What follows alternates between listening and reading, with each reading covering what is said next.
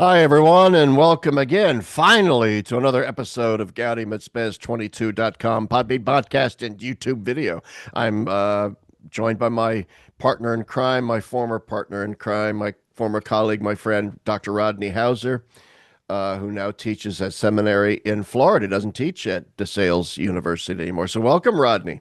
Yeah, good to have you. Good to be back, I should say. I was going to say good to have you back. No, you good to have me Oh back. yeah, gosh, we're finally moved into the Scranton house.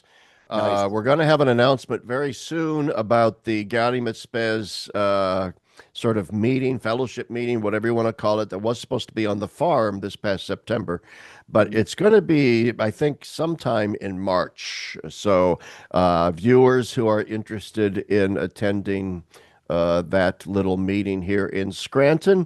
There will be more information forthcoming. I'm also today suffering from a cold, so I'm all hopped up on cold medicine. And so this could get really, really, really interesting. But it's good to be back doing the podcasting. I have another one tomorrow with Lawrence Goodall, who's had a beautiful article in Communio, the last issue of Communio on the, you should read it, Hauser, if you haven't. It's on the human knowledge of Christ. Oh, It's very, very good. And I what will be talking issue is that? I thought. the last one, education. Oh, education. Okay, yeah, I have that one. Yeah, yeah. Okay. Yeah, Wow. it's in there. Lawrence Goodall. And he's actually, I think he teaches at some kind of prep school, Catholic prep school, Balin something, or down in your neck of the woods, down in Florida. Oh, nice. Yeah, so I'll be talking to him tomorrow. So anyway, there's Cool. lots of podcasts coming up. Hopefully, we're going to do one with David C. Schindler on Monday night coming Yeah. up, so long as your significant other approves. So we'll see how that turns out. But today, we're Rodney and I are going to continue on with our ongoing series dealing with Vatican II, and today we're taking up the contentious issue of liturgy. We're taking up the Constitution on the Sacred Liturgy, which sometimes simply called Sacrosanctum Concilium, after the opening lines. It was the very first document of the Second Vatican Council to get approved. I believe it was approved in 1963, and it was approved overwhelmingly. I mean, in other words, every source I read on this topic of Sacrosanctum Concilium sort of begins by pointing out, the document was not considered controversial by the vast majority of church fathers. Not even Archbishop Lefebvre considered it controversial. I mean, the final vote, I can't remember what it was. It was like 10 trillion to one or something like that. I mean, it was just, I don't know who the one or two were who voted against it, but there were a couple of holdouts. But yeah, it wasn't controversial at all. It was the very first one passed, and bing, and when you reread it, as I did for this meeting here, this little podcast here, you're struck by how traditional it is. You're struck by, well, it doesn't really say anything that would lead one to believe that in about 8 years later, we were going to get a completely new and different liturgy that we now know as the Novus Ordo. Mhm. And how we got from point A to point Z is very, very interesting. So I just want to turn it over to you for your initial thoughts on Sacrosanctum, and then we'll go from there. Yeah, I'll pick up just from what your thoughts and kind of continue along that line. This is the first document that we've talked about that didn't have a pretty controversial and contentious history leading up to the final, Yeah. whatever. Like the last one we talked about, Dignitatis Humanae, it took six tries, and the debate, hundreds of letters from bishops coming in and hand wringing and major disagreements, et cetera, et cetera. And the other thing that's interesting about this too is, like Dei Verbum and Dignitatis Humanae, the Curia had already come up with some sort of a document when the fathers arrived.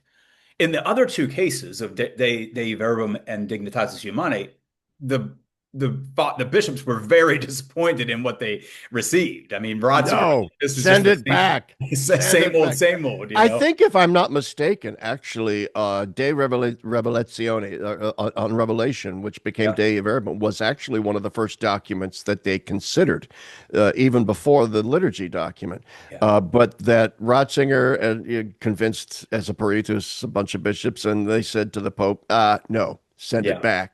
And Yep. so eventually, so then they turn their attention to liturgy, and here we go. Yes, and I think so. So I think part of the reason for this is because there had been a sort of liturgical reform going on for many, many years. And really, in some sense, this is just the fruit of what had been going on since even the early 1900s. Uh, Pius XII's Mediator Dei was already promulgated, before this. Pius X had written something also. I didn't realize, but Mediator Dei was the first encyclical ever written exclusively about the liturgy, I which is didn't know that either. I just yeah, learned, damn yeah. it, I just learned something from you. Come on. Yeah, yeah. I don't know. I read that somewhere. I learned it from someone, but I didn't. I didn't Yeah, know. well, that's good. But that's That's the first papal encyclical devoted entirely to liturgy. That's yeah, interesting. yeah. And really, this document just picks up where Mediator Dei left off and takes over and just goes in the same direction, really. Which is why I don't think it was contentious. The traditionalists that were there were all in. And the more progressive, the guys that wanted to see change were all in. So it was a really, it's really kind of surprising in the sense that, and here's, I think, a little bit of an irony.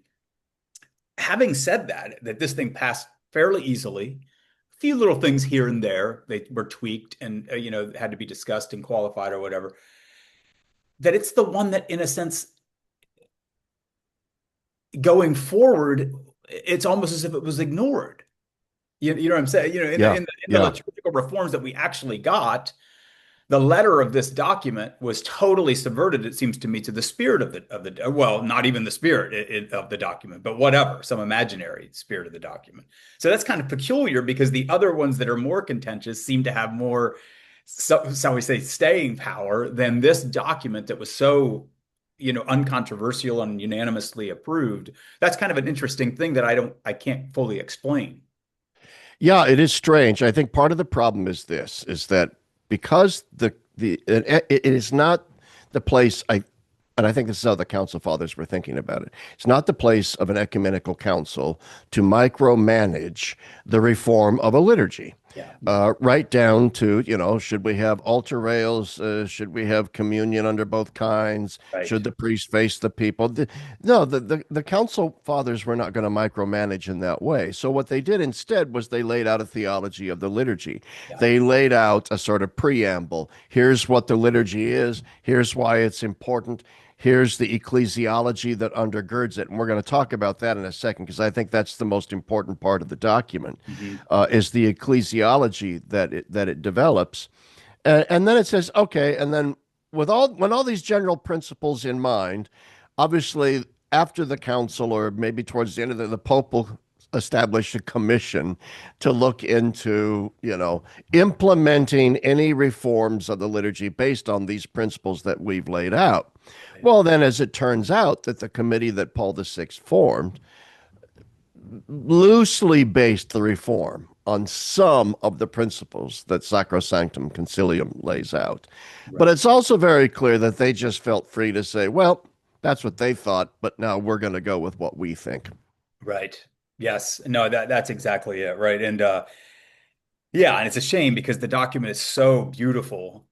And I guess it's your point is, and I think this is a good point, is it's sometimes hard to translate the theology of the thing, which in this document is just beautiful. It's actually beautiful reading. It's a very devotional, Yeah. it really lifts the heart and everything in the mind. And I'm also thinking as I'm reading it, I'm thinking, man, I need to start showing up to mass in like really on my game, because it's like, Yeah. Yeah. we're supposed to be really open and paying attention and entering in. And sometimes I'm thinking about what's for lunch. You know, Oh yeah, oh yeah. yeah. Well, yeah. I'm going to get the tremendous 12 at Perkins when we get out of here. Yeah, exactly. Will I Right. get eggs over easy or hash Yeah. browns? All of a sudden you realize, oh geez, the Right. bells are ringing and it's consecration, and Exactly. Where I'm was I thinking thinking about? about pancakes. Exactly. Right. Right. Right. Yeah, So, and I guess your point then is that, translating that really heavy, beautiful theology into concrete things it's easy to get lost in translation, right? And I think that's kind of what happened. Well, and there were people with an agenda. I mean, it's very Yeah, clear when the yeah. Pope established the post-conciliar committee to the concilium to reform the liturgy. I Hmm. don't think Paul VI imagined that there were a bunch of saboteurs. Yeah. And they weren't all. I mean, there were good people like Louis Bouillet and others on the committee, but then you had Bugnini and a few other more liberal types who are like, oh boy, look at the playpen that was placed before us here. Oh Yeah. my goodness. But think about it for a second, and we'll get back to the Sacrosanctum Concilium in a minute. One of the things that always strikes me is, that the liturgy of the church, according to Sacrosanctum Concilium, as we're going to see, is the font or the source and the summit of our entire spiritual life. Yeah. And this most important thing in our life, the Eucharistic liturgy, Yeah. uh, in its conciliar for the form that the council inherited, had been around in the church for what, 1500. I mean, we could debate that. Peter Kwasniewski would say no, it goes back to the first century or whatever, but I don't know if he would say that, but you get my point. Yeah. Trads, I Sure. mean, there are some trads that have the apostles kneeling to receive communion on the tongue, from Christ who's wearing a fiddleback chasuble. Uh, but that's a few. But you get my point. Yeah. Okay, so this is like a 1600-year-old liturgy, and it gets thrown into the dumpster essentially, and reworked radically by Hmm. a group of how many people? 10 or 15 people working out of apartments in Rome. The arrogance, and this is what I want to point out, the arrogance and the hubris that's involved in saying, hey, looky, see what we get to do. Us 15 dudes get to sit down and rewrite the Mass of the Ages. We get to rewrite the Mass.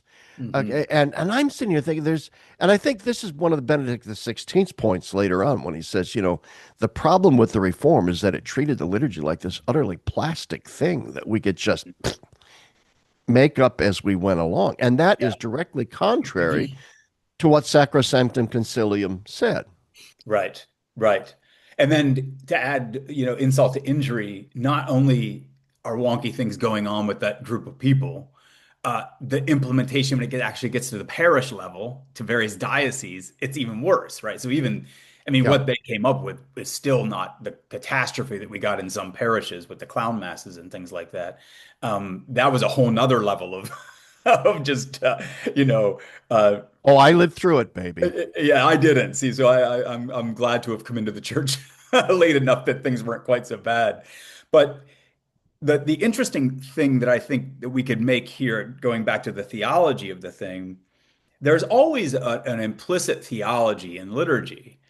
And what we see in some of the worst abuses of after the council in terms of liturgy is a totally horizontalist understanding of the people of God, right? Which was already in the progressive wing of the members of the council that was already there. A low Christology, a low ecclesiology, et cetera, where the entire emphasis on the vertical and a Pelagian soteriology, where we Yeah. essentially save ourselves by, joining hands and loving each other and all that stuff. Uh, Yeah. yeah, Jesus so just magically coagulates on the plate out of our common love, the force of our love that we generate for one another. exactly right. And it's interesting. I mean, the document doesn't fixate or focus on, say, the real presence and things like that. It has other things that it wants to talk about. And I think that was taken as a license to not have to talk about that dimension anymore. Obviously, the council didn't think that, but that's what seems to have happened. Well, Um, yeah, I mean, okay, so let's get into, yeah. well, I was going to say let's get into the theology of the thing, but before we get into the theology of Sacrosanctum Concilium, which involves its ecclesiology, its eschatology, and certain points you just brought up, let's step back a second and ask ourselves the question. You mentioned earlier there was already a strong liturgical movement going on before the Yes. council. Yeah. Pope Pius XII had written Mediator Dei on the liturgy. Yeah. So I'll ask you this question. I have my own thoughts on this. They're probably similar to yours, but why did they think we needed a liturgical movement? Yeah. What Yeah. was wrong with the liturgy that we had, or at least what was wrong the way that it was being celebrated, perhaps, that caused so many good theologians and popes to say, ain't something right here. We got to Yeah. fix this here thing. Okay? So, what was it that needed fixing, Hauser? Yeah, well, I think there's probably 100 different things we could talk about. One, I think, is something the council directed itself to in general was a growing gap between the clergy and the lay people, such that the lay people were literally thinking of themselves as simply recipients of something that they were totally passive in receiving.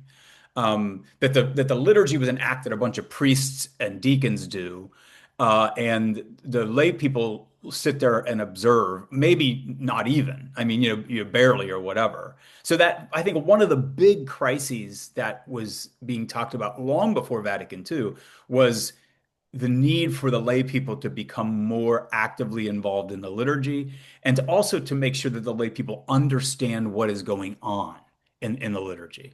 Because I think there was a tendency, the way the Mass had developed, to kind of intentionally mystify things, to make things extremely opaque to the ordinary person, Yeah.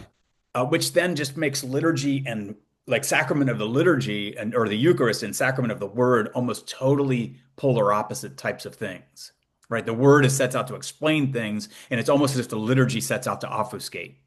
And I think Sacro Sanctum Concilium clearly wants to overcome that bifurcation or that dialectic or whatever.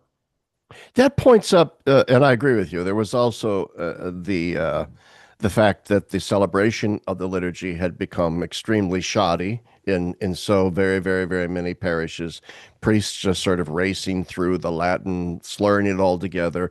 Yeah. Most, I don't know most, but a lot of parishes, probably a majority, didn't have a Gregorian chant choir, Right. and all that kind of thing. And oftentimes, even Sunday Mass would go without a homily, or the homily would be about 2 minutes long. Mm. I spoke with my 92-year-old father the other day, knowing that this podcast was coming up, and I said, Dad, remind me, what was the average length of a Sunday Mass in Toledo, Ohio, in your neighborhood where you grew up in your Polish neighborhood?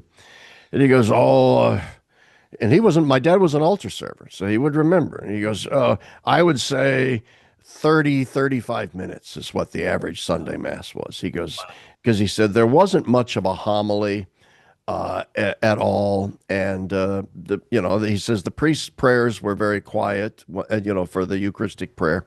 Yeah. And you didn't, it seemed like it didn't take him very long at all to get through that.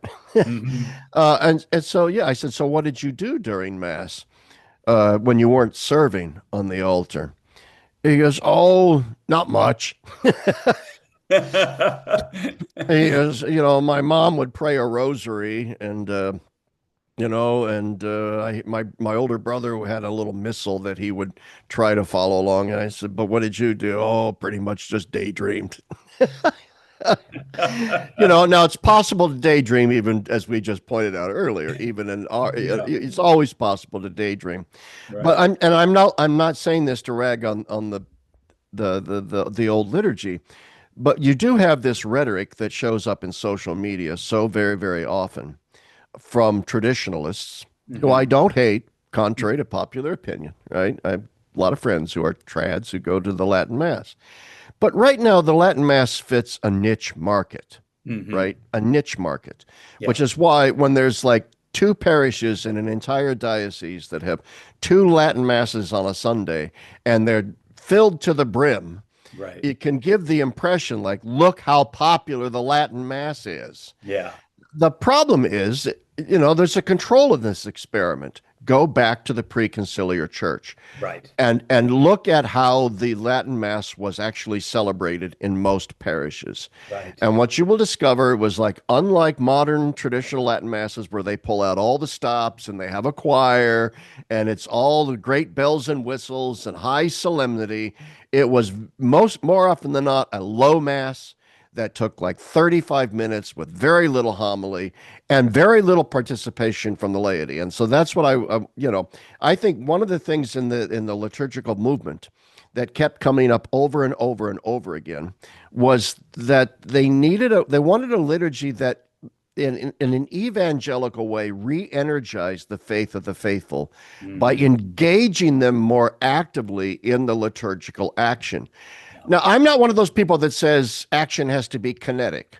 As Balthazar himself pointed out, the greatest action is contemplation and so forth. But human beings are human beings, and the liturgy is tactile. And there's a Mhm. reason why it's material, and it's bread and wine Yeah. and bells Yeah. and smells. And so the fact is, the kinetic elements of the liturgy are not simply a superfluity. So when you ask the laity to recite something back, when you say the prayers out loud, okay, Hmm. when you have dialogical responses and so on, that is something that the council fathers really wanted to see. I do believe. As Yes. I'm rambling now, but go No. ahead. No, I think that's absolutely it. And it also, I mean, from the sound of the document, I mean, this didn't come out of nowhere. There seems to be an urgency also that priests get trained in liturgy, like in liturgical theology, which is some indication that even the Yeah, priests prior to the council maybe didn't really fully understand what they were even doing or whatever. You know, they were going through the ritual, but did they understand how this ritual relates to the story of salvation, for instance, or whatever?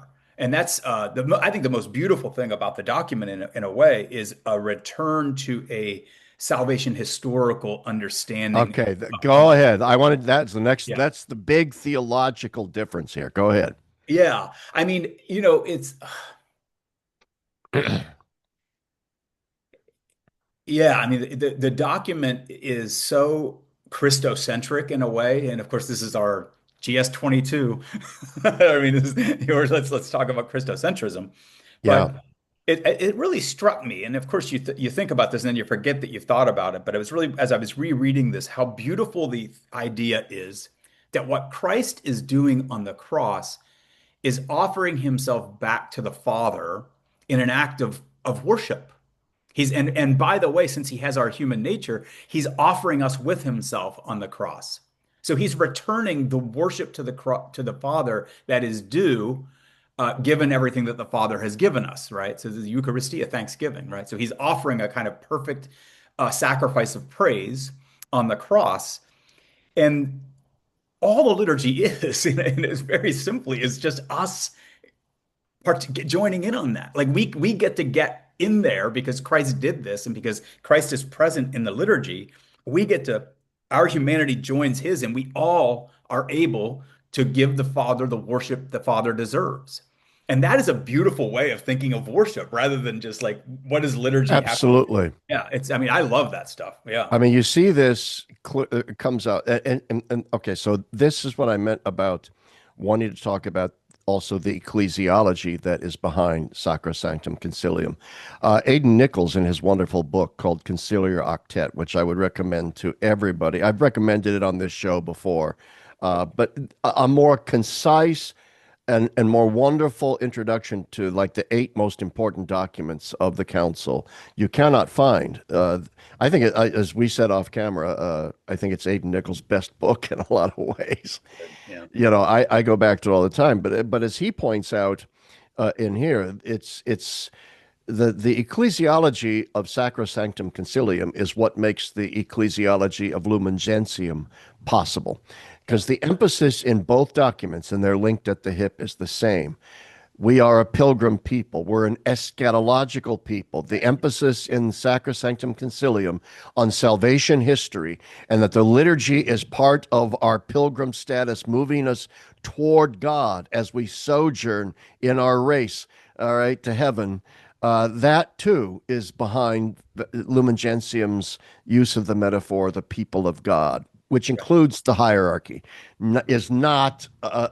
a populist BS about, well, that's the lay people as opposed to the higher. No, we're all, before the council, even before Lumen Gentium even talks about the hierarchy or the laity or the universal cult to holiness. It says the church is a mystery. It's a sacrament of the presence of Christ. It is the people of God as a whole, simply on their pilgrim status towards God. And that's the theology of Sacrosanctum Concilium and the liturgy as well. Right. Right. which is maybe providential then that it was the first one to be promulgated because Right. these other important documents then follow in its wake. And you see the same Christocentrism, you see the same high ecclesiology. That's really I think an important point that you just make. Yeah. Yeah. I mean, and the eschatological element, I mean, what a lot of people don't understand, who in many ways Vatican II is the victim of its own success because we've gotten so accustomed to the church after Vatican II and the blessings that we've received from it, we tend, like the grumblers we are, to simply focus on all the crap that's wrong with the church and blame Vatican II for it and say they see there. And yet all of these lay people that are out there with their podcasts and their books, here's what's wrong with Vatican II, would not have existed before Vatican II. Well, some did. I mean, there were some, Jacques Maritain, Gilles Sand, others, but they were all academic types.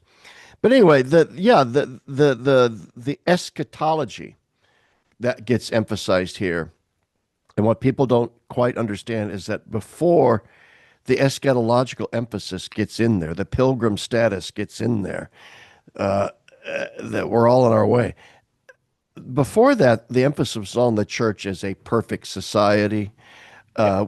uh, on the mystical body of Christ, and that Hmm. we are, in a sense, already included in the heavenly realm, and the liturgy is just this heavenly thing. And so, what gets ignored in that perfect society, perfect liturgy model is the Chalcedonian element. Sacrosanctum Concilium Yeah.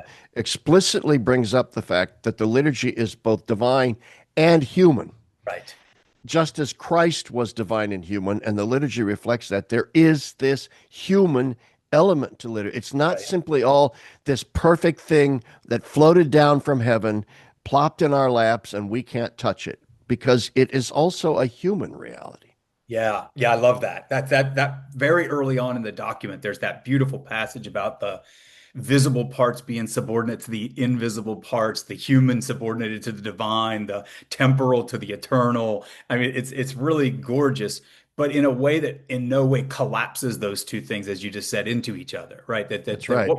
what we're doing in the liturgy is we're taking this human reality and in that human reality we are getting a foretaste of what we're heading towards. And if I Yeah. could just kind of add to that, Go ahead. You go. I'm very doing all the talking here. no, I no, feel there's like this, I feel like a chatterbox. You go right ahead. yeah, no, there's this really also kind of universalist emphasis in the document that's very surprising.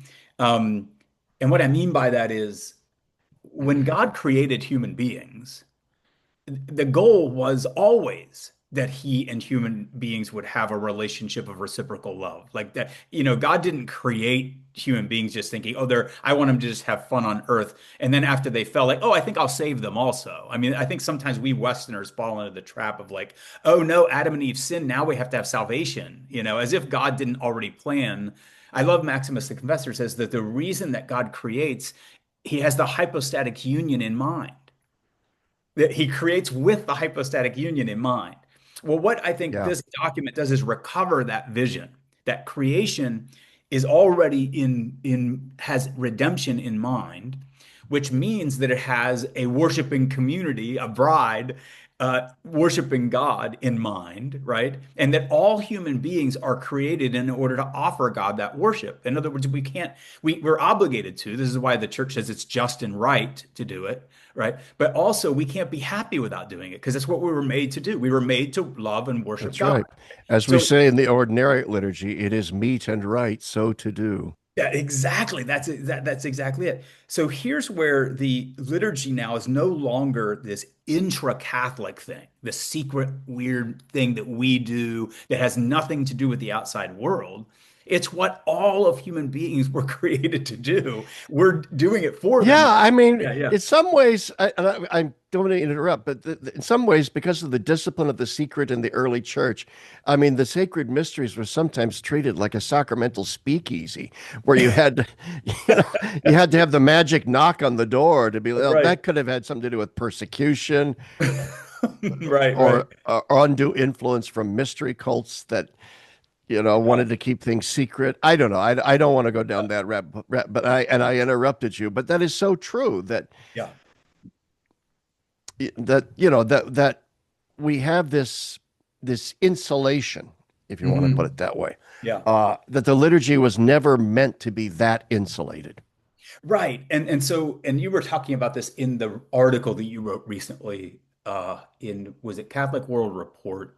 The On the refreshed Notre Dame staff values. Oh yes, yes. And the point you make is so good is that in order to become more universally relevant, we have to downplay this particular thing called Catholicism or something, Yeah, right? yeah, And so, what this document does so beautifully with its Chalcedonian thing is it's precisely in this weird, particular practice that we do in the liturgy. Because it's weird because the cross is weird, right? I mean, the cross is yeah. already a strange event. Like, why does the death of a man 2,000 years ago in history change everything? It's a very bizarre teaching, right? Blondel, one of his atheistic friends when he was in university, said, "Why should I care about the death of a single Jewish man 2,000 years ago? Like you act like that's the end all be all, but what does it have to do with me?" It's a very good question. I mean, on the face Yeah, of it, it's yeah, not obvious that that makes everything different. But that's precisely the Christian claim, is that the death of this one man yeah. changes everything, right? And then the Eucharist brings that into history. It keeps that thing alive in Keeps it history, going. right? Yeah, yeah. And so we are doing something very strange and very particular, but we can't forget that it's that particular thing that everybody is made for. It's so it's always keeping that balance of the universal and the particular. Whereas what Notre Dame just decided to do is have the universal without the particular, which is just what liberalism is. Always does. Of course, they Yeah. got called out on it and they reversed course, and now Oh, good. they've reinserted some vague Catholic language in there, like, yeah, yeah, yeah, okay, yeah. We'll put some Catholic shit in there now. That'll shut those bastards up. Sorry to be so foul-mouthed, but do they think we're stupid? I mean, the new value statement says for the staff, they need to do a good job of helping us make Notre Dame a truly global Catholic university. Seriously, that's what it now says. It's like a truly global Catholic. But to come back to the liturgy, yes, exactly. The Yeah. liturgy is this universal thing, but particularly grounded Yeah. in the concreteness of the absolute singularity that is Jesus Christ.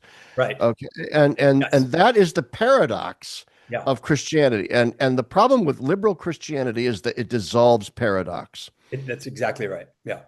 Yeah. It wants the one side of the thing, the Chalcedonian thing, without the other. And that just doesn't work. And it Yeah, never has and never will. So, and it's very interesting to me that a lot of people who come into the church because of an experience of this very strange liturgy that they totally don't understand. And I'll speak autobiographically. I was at Marquette. I had never been to a Catholic mass in my entire life, and this was in the early '90s, and it was my first year there. I think it was '92, if I'm not mistaken. And I went to the Mass of the Holy Spirit, the opening mass of the university. Even though I was a graduate student and not all the grad students went, there was a bunch of us that were that wanted to go.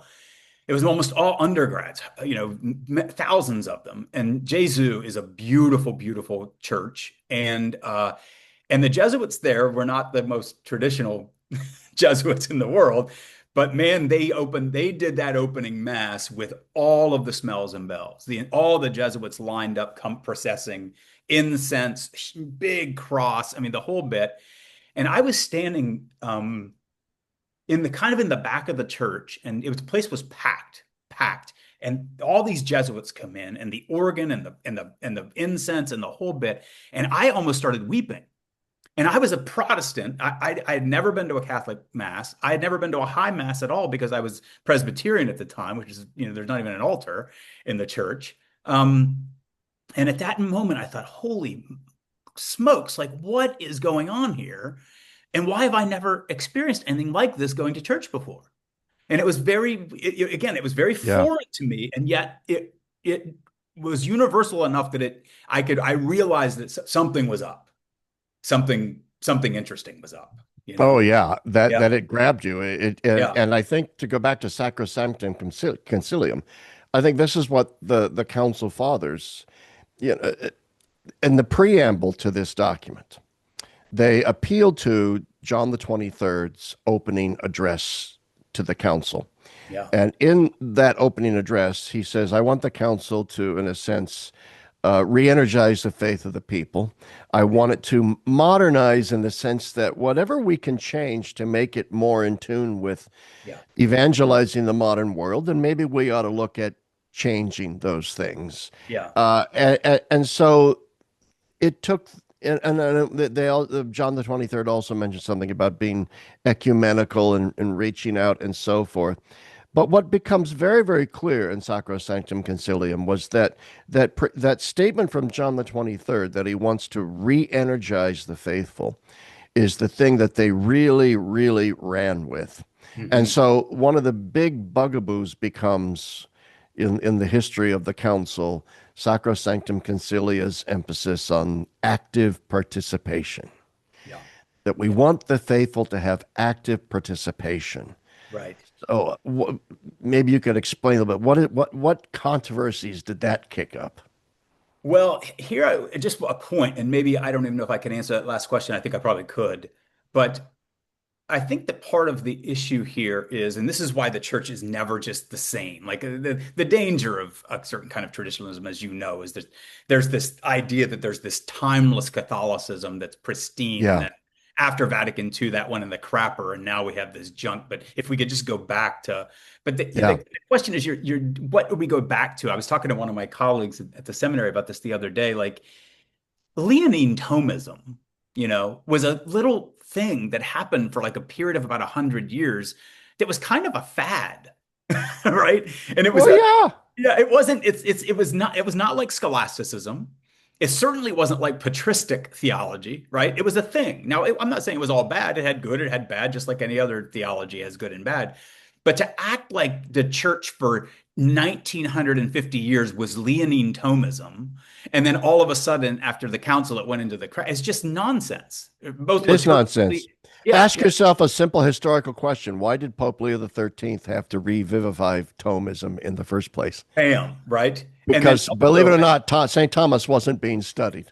that's right. And by the way, I'm reading a interesting book right now, online, actually, I can't remember the name of it. But the argument of the guy is that this was totally motivated by a certain kind of Thomism that was found in a few schools, uh, that wanted to get us back to Christendom, the union of throne and altar, basically. Yeah. That's what they were pining for, and they were going to use Thomism to get the church back in a position of power. And it was like almost exclusively politically motivated. So it wasn't even so much the ideas of Thomas that were preeminent. It was using Thomism to reassert Well, the church's yeah, correctness that in the comes face out of all very, the modern errors yeah. of philosophy. I mean, Yeah. Leo the 13th revivified Thomism precisely because he wanted, it's very explicit to, and he wanted the church's intellectual resources to engage the modern world. Yes. Okay. Yep. And he may Yep. have had in mind, in view, the fact that we can't just let St. Thomas be used by these radical throne and altar integralists in this fashion. We've got to have the full orb. I mean, if you want, I mean, I'm sure you've read this book or at least parts of it. Sarah Swordall's book, Soldiers of Yes. God. Yes. I mean, it comes out. She focuses on France in the early part Yep. of the 20th century. Yeah. How I mean, the debates between the Lagrangians and the Lubacians is so political. It's not a. Yes. I mean, Lagrange was an integralist who wanted to restore the old Yeah. monarchy and to get rid of the secular republic, and that's Right. why he was sort of soft towards Vichy government during the Yeah. night because he was hoping that Vichy could at least restore the monarchy or something.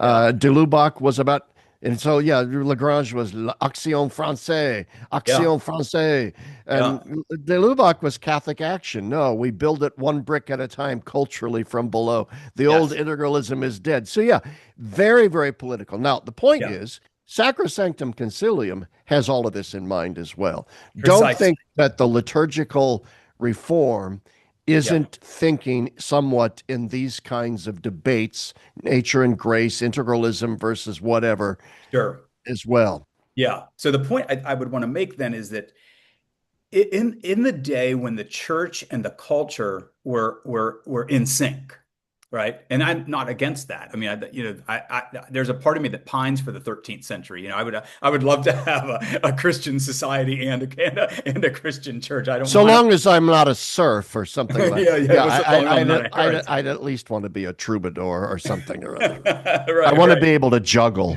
Yeah, yeah, exactly. But the point is that it maybe didn't it wasn't as pressing maybe for the average person to understand what was going on in the liturgy because the culture was totally Catholic. The culture was suffused with Yes. Catholic piety and ideas, and even bad Catholics were, you were still a Catholic, or whatever. That I think what Sacrosanctum Concilium and the whole liturgical movement were realizing is, man, we aren't in Christendom anymore. And if these Catholics are just coming to Mass, have no idea what's going on, going back home, they're going to get sucked into the world. And so we really need to make sure that they're finding out who they are by coming to Mass. Whereas I don't think in the Middle Ages or even in the 1600s, maybe that was as pressing a problem, if I could put it that way. Yeah. Right. So that at that point, people were kind of Catholic in their bones. Whereas I think what the liturgical movement was realizing is that's no longer the case. People are kind of secular in their bones. And then they come to Mass and sit there and have no idea what's going on. They just let the priest do it all. So how are we going to leaven the society again if we don't have lay people who know what the heck they believe?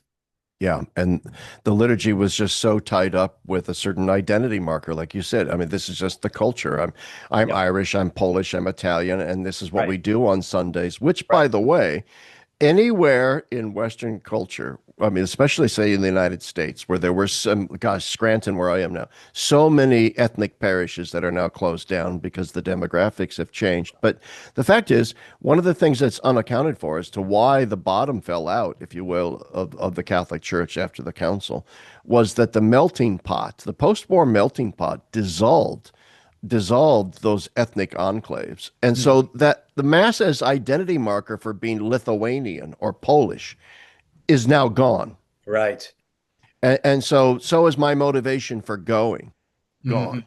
Yeah, yeah, yeah. Okay. And the church is aware of this. And that's why the church is saying we need lay people to go to Mass because they are drawn to it. Like you were drawn to it at Marquette. They Yeah. need to be, that's why, I mean, Sacrosanctum Concilium does not advocate for widespread use of the vernacular in the Right. liturgy or any of Right. that sort of thing, Yeah. but it wants a more active participation. That's Yeah. very, very clear. Yes. And it's clearly wants the people there to know what is going on. This is why it wants a better homily, a longer homily, Yes. more reading of scripture. Again, I think it's the sense that the council knew that these people weren't living in Wonderland anymore. The real world out there is secular and hostile to the Catholic faith. And if lay people don't find out what it means to be Catholic, what's going to happen, right? Yeah. And Yeah. there, and I think it might have been the Nichols piece. He mentions the fact that there's a real powerful sense that Yeah. the lay people now are going to take this and go out in the world and evangelize with it. So there is an evangelistic kind of Yeah. movement here too. Like once they kind of get a better sense of who they are, now they can be a light in the world rather than just being, again, totally passive spectators. And I think to a certain extent that happened. I mean, I'm laughing because most Yeah. people that just, but there have been lay evangelizing movements that are. I mean, you look at them as Seek, Focus, some others. I mean, they're everywhere Yeah. now, Yes. and young people in particular are very drawn to them. So this idea that young people are only drawn to the traditional Latin Mass and that the Novus Ordo doesn't attract young people is absolute bogus trad propaganda. Yeah, I think so. I think it's kind of a good sign that some of these people want the Latin Mass. It's fine with me. It's a Oh good. yeah, I'm Yeah, against Traditionis Custodes. yeah, Let a yeah, thousand flowers bloom. Let the yeah. Latin Mass bloom. I'm not opposed Exactly. to it at Yeah, all. yeah. But the rhetoric that the Yes. Novus Ordo kills faith Yeah, it's is not true. wrong. No, it's not Not wrong. true. And what we're seeing, I think, in terms of numbers, is a returning to the liturgy among the young and to the Novus Ordo. So just a weird example from down here. Palm Beach has a pair. It's the cathedral. is in Palm Beach, strangely enough. It's actually a basilica, St. Edward's. It's been there since the 30s, and it's a beautiful church. But it's kind of funny because ever since I've been visiting down here over the years, because my wife is from here, we tend to go to St. Edward's because the liturgy is more traditional. Florida liturgies, just in general, are pretty bad because they have like mega church Protestant envy. That's why I call them liposuction liturgies, Yeah, because there's it's yeah. plastic surgery liturgies. It Yeah, reflects the Florida culture of oh, it totally fakeness. does. The music's Yeah. bad. People are in flip-flops and short. It's just, it's Yeah. like, oh my gosh, right? So Yeah. we can say Botox that liturgy. because the filthy rich people in Palm Beach don't want that. They want something kind of a little bit highfalutin, right? So what's happened that's kind of weird though is because St. Edward's has this traditional liturgy, all these young quite traditional couples are now starting to come to St. Edward's. They don't live on the island. They're not billionaires like the ones with the plastic surgery there. They're Yeah. these young people that are just pouring in. And Father Glenn said the other week, he goes, he just baptized the most children he's ever baptized in Palm Beach. And he's been there for ages at that parish because of all these, and some of the women have head covering on during mass. Well, this, It's I kind of think beautiful. this, yeah, it is beautiful, and it does point Yeah, to something, despite my, my issues that I have with trad rhetoric oftentimes, yeah, which yeah, is yeah. wrongly anti-Novus Ordo. And I'm critical of the Novus Ordo too, but you Sure. know what I'm talking, that trad Yes. element that's Yeah, just yeah, yeah. scorched earth, blah. Yep. All right. So, the fact is, they're right about something is Yep. when liturgy is, and this brings us back to Sacrosanctum Concilium. Yep. Olivier Clement, the great Russian Orthodox in Paris theologian, identified Sacrosanctum Concilium as one of those Vatican documents, Vatican II document, that was very vertical and God-centered. He made a Nice. distinction between documents of the council. This is interesting. I'm an Orthodox guy. Documents of the council that he said were vertical and oriented towards God, which he Yes. liked. And Yes. that's Lumen Gentium, Dei Verbum, Sacrosanctum Concilium. Yeah. And then he goes, there were documents oriented towards man in a bad way. And Yeah. he includes in that Gaudium et Spes and Dignitatis Humanae. Now, I Yeah. think I know what he's talking about in that, making that distinction. I Yeah. think I would quibble with some of his conclusions. But Right. nevertheless, I think he's absolutely correct to point Yeah. out how absolutely traditional Sacrosanctum Yeah. Concilium is, and Yeah. emphasizing that the horizontal element that binds us together begins with our vertical relationship with God. And Absolutely. so it Yeah. it repeats over and over and over and over again that Yeah. reverence has to be maintained, and that whatever changes to the liturgy happen, they have to be organic and in tune with tradition. Yep. Now, Yep. all that said, I'm simply, that's all a long-winded way of agreeing with your example that young people are attracted to that vertical element. I don't care, Very much. traditional Latin Mass or an extremely God-centered Novus Ordo liturgy. Yeah. Uh, it's going to attract young people because they're seeking God. Yes. Yeah, that's absolutely right. Yeah. And it's so funny because it's I think it's the the era that your parents grew up in, and then even to us to some degree, there was still a kind of a God consciousness, if you want to put it that way. Like even people who weren't godly didn't want to admit they weren't godly. Like I had my uncles, for instance, were pretty. Some of them were pretty sketchy. They were alcoholics and et cetera, et cetera. Yeah. But you would never have heard them say anything bad about church or God, or they knew that they were rascals and they were kind of felt bad about being And rascals. they kind of believed in religion by proxy in the sense Yes, that yeah. I don't go to church, but I'm glad there's other people that do. But I'm glad my wife does. Yeah, That's exactly, exactly what they would have exactly. Yeah, said. yeah, yeah, Exactly. Yeah, yeah, precisely. And they admired my parents for going. That was always an yeah. interesting thing from when I was a kid. But this poor generation has grown up in a society of people who are almost entirely godless. And it isn't fun. I mean, it doesn't make No, people interesting or happy. It makes them very strange and narcissistic and sometimes violent and creepy. And they don't want, that's why I think you're absolutely right. There's a thirst for God, for everything that the post Vatican II generation did not thirst for. This generation, I think, is very thirsty for. And I notice I it in agree. my seminarians. I agree. Yeah. I'd like to shift gears just a little Yes. bit Yeah. too, so that, to point out, to go back to the theology of Sacrosanctum Concilium Yeah. and the ways in which it was distorted after the council. Yeah. We were talking before about that eschatological pilgrim people, Yeah. salvation history approach to things. Hmm. That was, and then also the council wanting to emphasize along those same lines that although Christ is most especially present truly in the Eucharistic species, Yeah. he's also present in the liturgy of the word, in Yep. our fellowship with one another, and so on. Yes. So, all of those things taken together, the pilgrim people status, the Yep. eschatological emphasis, what the liberals took as a de emphasizing of the real presence of Christ in the Eucharist Yeah. in favor of whatever, led after the council to precisely this notion that the Eucharist is not a sacrifice, it's essentially a fellowship meal. Oh, yes. Yes. This is what caused almost all of the great liturgical aberrations in the silly Yeah. season Right. after the council. It was the desecration Yeah. almost of Yeah. the liturgy. That's why tabernacles were removed because we don't and put in a side chapel if they're at all. Hmm. Because Jesus is only present, so it's very Lutheran. He's so long as the mass is going on, and then once we're out of here, he's gone again. Hmm. So you get my point. This Yes. the beautiful vertical eschatological element of Sacrosanctum Concilium that wanted to emphasize a graduated hierarchical sense of the presence of Christ in all the elements of the Yeah. liturgy Yeah. gets distorted after the council into I lived through it into this nonsensical, let's just hold, we make fun of kumbaya tambourine Yeah. Yeah. Catholicism. Dad gummit, it was real. Yeah. Yeah. No, it's so gross because it's so kind of manufactured, Oh, right? It's just like oh, it's so kind of. ersatz. Yes, exactly. That's right. That's right. Whereas what the council is returning to is the more patristic notion that we really are in some, that humanity is in some sense really a mass. It's there are individual human beings to be Yeah. sure, but the fathers, especially like Gregory of Nyssa and these types, emphasize the fact that human nature is one thing in a very profound sense, and that human nature is what is damaged by sin.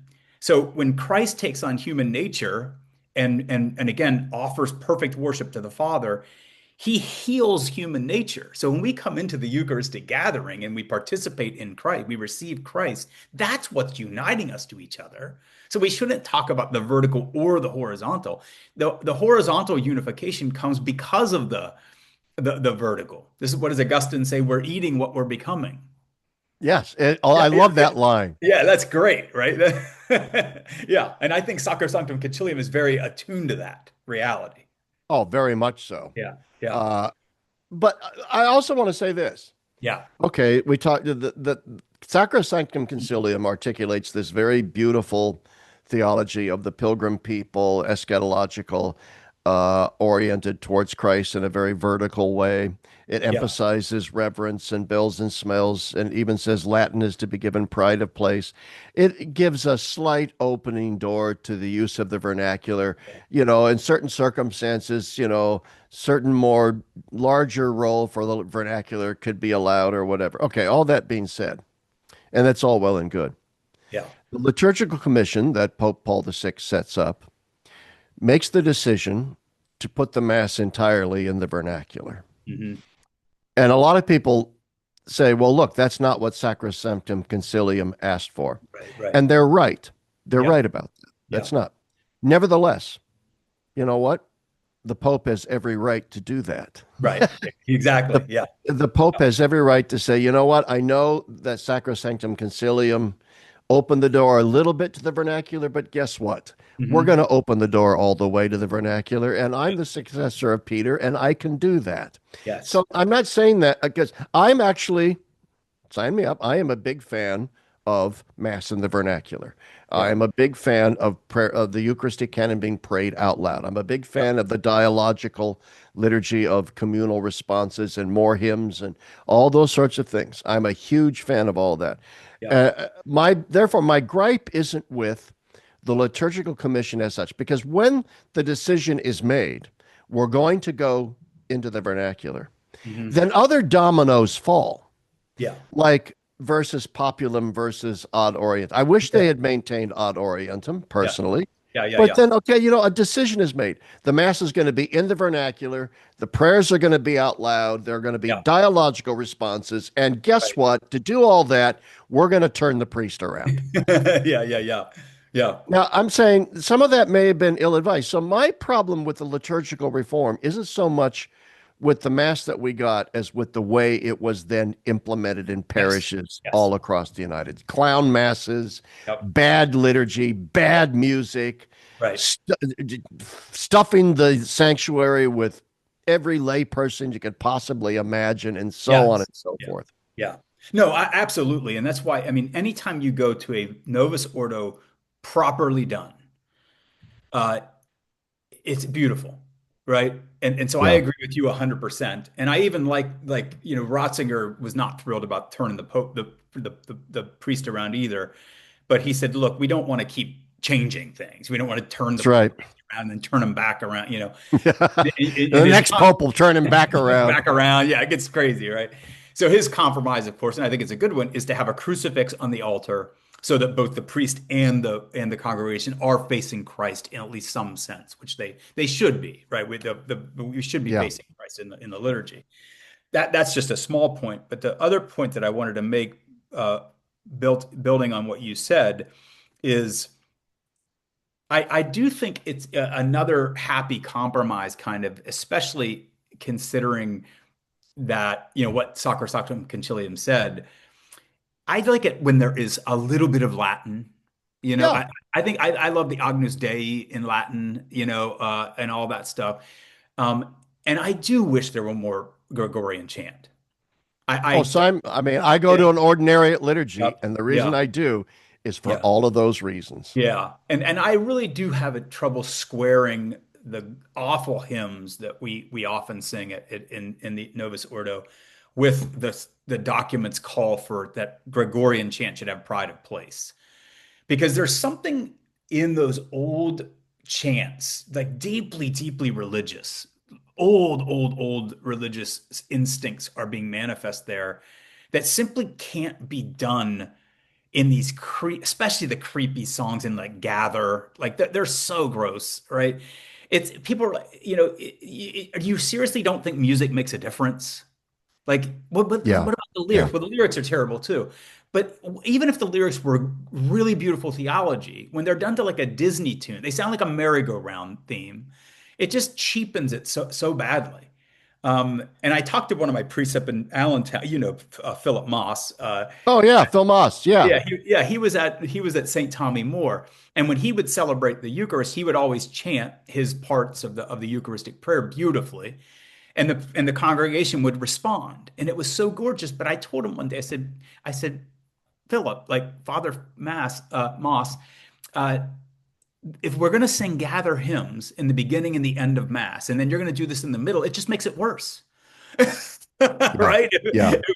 If we're Yeah. opening up with all our welcome, and and all Yeah. that stuff, and then just You're the putting lipstick on a pig. yeah, it's like the juxtaposition between these creepy hymns that were written by weirdos in the 60s and 70s. And some of them have, I mean, things that have been revealed about them have not been very good, uh, what some of these guys were up to. Um, it just doesn't work. So I'm kind of in favor of a little bit more Latin and a little bit more Gregorian chant in the Novus Ordo. That's I'm so glad you brought all yeah, this up because yeah, that's the necessary counterpoint to my yeah, point about yeah, vernacular and all yeah, this, yeah, and that yeah, the yeah. reform wasn't all doom and gloom and all Yes, that. right. I mean, as I've said 10 million times on here, yes, I attend an ordinary liturgy, even though I'm a cradle Catholic, Yeah, and we have a trained choir. yeah, It's beautiful. chant, tons of chant, gorgeous Yep. hymns drawn from uh, just the broad liturgical tradition of so many different churches, always very Catholic. And, communion received at an altar rail, on our knees, on the Mhm. tongue, via intinction. Mass is prayed ad orientem. There's lots of incense. Yeah. And the English of the ordinary liturgy is a very elevated, very, I mean, like, it's meet and right, so to do. I mean, Yes. I had to get a little memory of Monty Python out of me because a lot of the prayers do begin with, "Oh Lord, we beseech thee," you know, you know, and I just have images of, Graham Chapman and so praying, making spoofing the Anglican liturgy. But, nevertheless, and I mean, you went through an Anglican phase before you were Catholic. Yeah. Is there, I mean, is there a more beautiful prayer than the prayer of humble access before Yeah. you receive communion? It's the most beautiful penitential prayer I've ever prayed in my life. Gorgeous, yeah. And that's the point that we're making is that it's the it's not what you say, it's how you say it. It really Yes, is. I mean, things can be yes, put beautifully and things ought to be put beautifully when you're doing this, what we're doing at the Mass. And to bring it all down to this prosaic, ordinary English and the hymns are in this ordinary, it's just ordinary language. It really yeah, it dissolves. I mean, yeah. So this is a kind of a final, another just a point that we've been dancing around that I want to make is that the thing can become too rarefied, and if it becomes too yes, rarefied, then we're kind of successfully not being of the world, but we're not being in the world at all, right? So yeah, there's clearly a sense in which the Second Vatican Council realizes that we are not of the world, but we're also not in the world. And that's not doing anybody any good. So let's learn how to be in the world somehow, right? Like, there are modern people out there and we've got to learn how to communicate with them, else we're going to lose the culture entirely. And it's clearly part of what Sacrosanctum Concilium is doing that, saying let's make a liturgy a little bit more normal, so to speak, so that we don't totally lose touch with modern men and women. Obviously, after the council, we went way too far with that. And then yes, we're not only in the world, but we're of the world. And we made the liturgy of the world. That's the point I'm making right now. So I think it's yeah. high time that we have a reform of the reform where we swing things back a little bit and try to strike that balance of being in the world, but not of the world. Oh, I couldn't agree more. And that's such a beautiful way to put it, to be not of the world, but in it. And that's what this liturgy is intended to have us do. Yeah. But nevertheless, I mean, one can understand in some sense the rise in traditionalism. We Yeah. need to go back to Latin Mass because you mentioned the reform of the reform. My good friend, and he is a good friend, Peter Kwasniewski. He's like the big trad guy out there. I've had coffee with him, and he lives in Lincoln, my hometown. A lot of people like, why do you associate with Peter? Because he's a heck of a nice guy, and he's not stupid, and he raises some good. He's too anti-Vatican II, too anti-Novus Ordo, all that. But the point that he makes, and this is, I'm trying to steel man his point. He worked for years, and as did many traditionalists, when John Paul and Benedict were popes, in the reform of the Reform movement. Hmm. And they believed passionately in the reform of the Reform movement Yeah. to, in a sense, return the Novus Ordo to what Sacrosanctum Concilium, Yes. its fundamental principles, what it really called for, and Right. not what we got. Yeah. And yet, what Peter said to me was, when Francis became pope, it just became very, very clear that the reform of the reform was dead in the water, Mm. that it wasn't going anywhere. Mm. That you'd go to these liturgy conferences and these meetings of the Society of Catholic Liturgy or the new liturgical movement, and all these great speakers would get up and make all of these great fervorinos and talks and points about, yeah, we're going to do this with the liturgy. And then you go out and your bishop would say, altar rails? What the hell do you think you're talking about? Yeah. No, a pastor who would go to one of those conferences would go back home and say, Bishop, I'd like to do Mass ad Orientem. No, you may Mm. not do that. Yeah. And Right. so you just, during the Francis pontificate, every step of the way, the reform of the reform was met with, hey, talk to the palm. Forget about it. We're not doing that. Right. So I think that is what fueled a lot of the, okay, Sure. fine. We've still got Summorum Pontificum. We still have these Latin masses. So maybe we just need to start looking at, let's just go back to that. I really Yeah. think that's kind of a dynamic that's going on here. Sure. I think that's right. Yeah. Yeah. Although again, I mean, as much as it's he's absolutely right that it's failing and stuff like that. But I still think it's worth fighting for. Yeah, I And do too. and I do think that in some parishes it actually has helped. And but I mean, to be honest with you, I'm so frustrated with the liturgy down here that if there was a ordinariate liturgy within 50 miles, I would go. But Yeah. I have yet to find one in the area. And then they tend to meet at such weird times because they give them the time slot. They'll get 4 p.m. on a Sunday or something, and I'm just like, Well, ah, this is a problem with ordinary liturgies, and we'll yeah, divulge into this side topic. yeah, I'm very privileged by the fact that I live 5 minutes away now in Scranton from an ordinariate parish where we right. have our own standalone campus, our own standalone church and Hmm. rectory and so forth. That makes all the difference. That's why we can have our choir. We have a homeschooling cooperative. We have Hmm. this trained choir. We have a church that is beautiful. But so many ordinariate masses are just carved out of traditional parishes. Yeah. All right, so it'll be at a local Novus Ordo parish, and the pastor there will say, "Okay, you dudes can have 3 p.m. on Sunday to do your little ordin," and there's no choir or anything, and Right. I know some people that attend the ordinariate parish in Allentown, for example, who Hmm. talk about in Allentown, PA, who talk about the fact, 6 people show up, and Uh, yeah.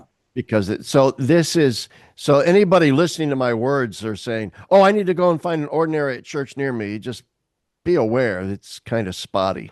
Yeah.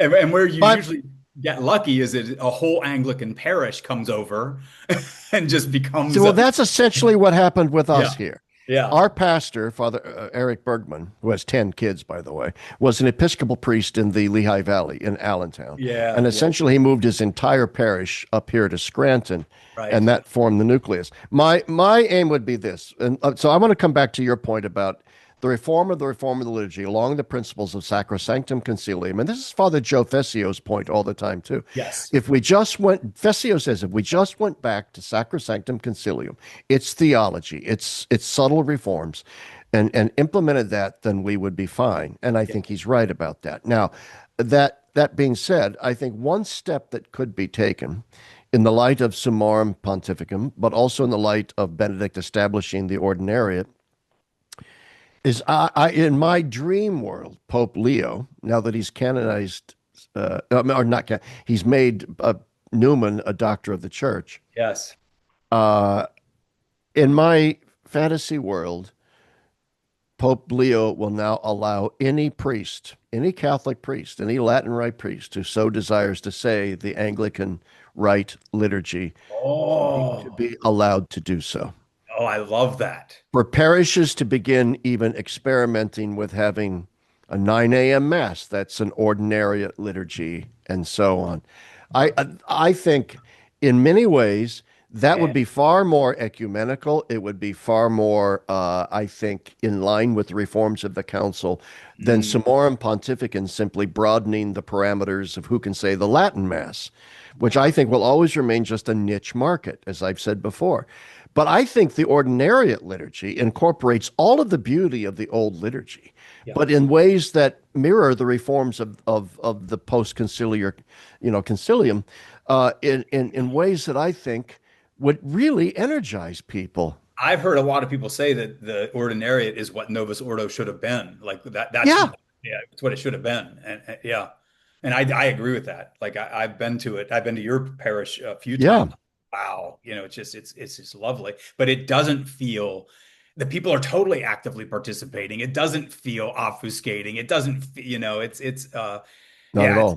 it's a beautiful balance of the kinds of things Sacrosanctum Concilium wanted without losing the reverence and the vertical and all that stuff. And then just plus a lot more this is something we haven't talked about, a little small point in here is the need for moments of silence during the liturgy. Yes. And I just think like that would just be an easy thing for a priest to do is instead of having some great big song right after communion or during communion all the way up through is how about just have a communion hymn that's we sing one or two verses while people are walking up and then shut up for about 5 minutes so people can thank God for giving himself to them in the Eucharist. You can't even hear yourself think. That's exactly right. Yeah, it's What we do at our parish, the choir chants a communion oh antiphon. Yeah, that's And then nice. they all come down from the balcony and they receive at the altar rail. And then they go back up into the Yes. choir,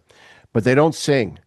Oh, All during communion, it's silent. oh, I love it. It's Yeah. silent. It's Yeah. silent. And then after communion is over and Father Bergman is, cleaning the vessels, after everyone's had a moment of silence, then we have a post-communion hymn that is always, oh, it chokes me up even. They're always just Yeah. so stunningly beautiful. Right.